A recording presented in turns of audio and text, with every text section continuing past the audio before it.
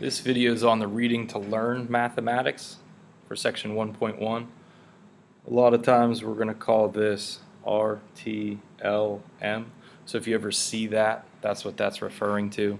Do worksheet RTLM, that's the reading to learn math. Okay, and the nice thing about this worksheet is it has some terms on here. It gives you the definitions, so that really helps you. If you noticed, question 1 asks you to explain the relationship between conjecture, counterexample, and inductive reasoning. Well, if you're not sure, you can refer back to your notes, but there's a lot of info right here on this paper. It's literally right above where you need to answer the question that talks about that. So don't be afraid to look around. Number 2, we need to make a conjecture about the next term in each sequence. So we're only giving one term. If you want to, you can pause the video and maybe take a look at some of these easier ones. There are 2 on here that are a little bit tougher, so we're going to look at those. F, we'll do that one first. You've seen something similar to this before. We're alternating from positive to negative, and if you notice, the absolute values of those numbers, they're doubling.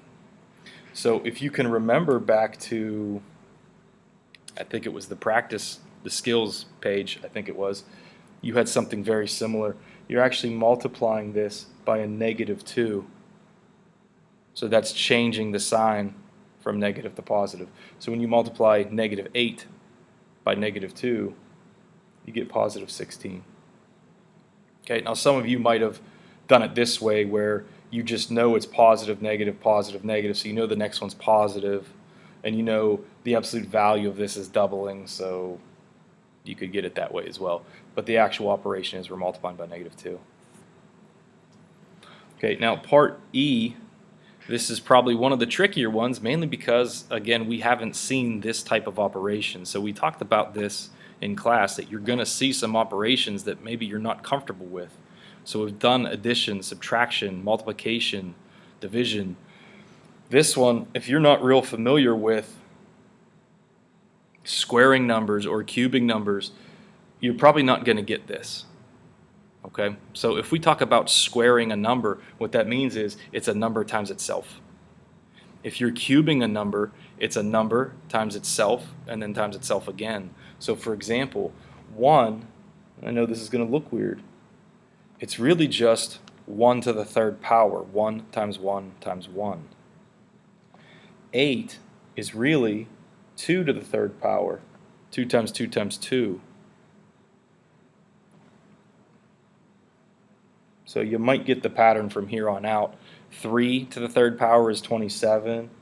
4 to the 3rd power is 64. And you can do that on your calculator pretty easily. You could just take 4 times 4 times 4 if you wanted to and get that answer. You could also do 4 caret 3. That way I have 4 to the 3rd power. That gives you 64. And here's another way. You could hit 4, hit the math button, pull up these functions. That third option there is cubing, and that gives you the same answer there as well. Okay, so the next term is going to be 5 cubed.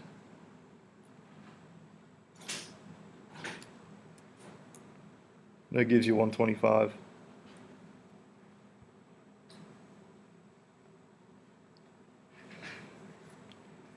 Number 3, they ask you to state whether each conjecture is true or false. If it's false, give a counterexample. So we did some of the easier ones. Part C is a little bit tougher. The sum of 2 odd integers is even. So again, sum means add. Integers, those could be positive or negative. You could even include 0. 0 is an integer. The things that aren't integers are fractions. So don't try to use fractions here.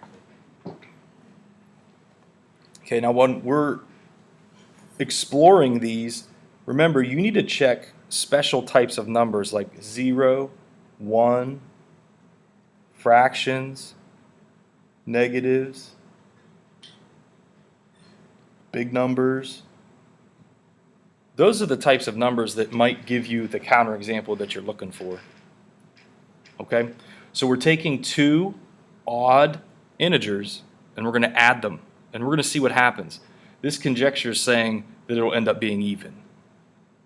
Okay, so let's try. I'm just going to go with two odd integers like 1 and 3, and I'm going to add them. That gives me 4. Two odd integers added gives me a sum of 4. That's even. Okay, so that works.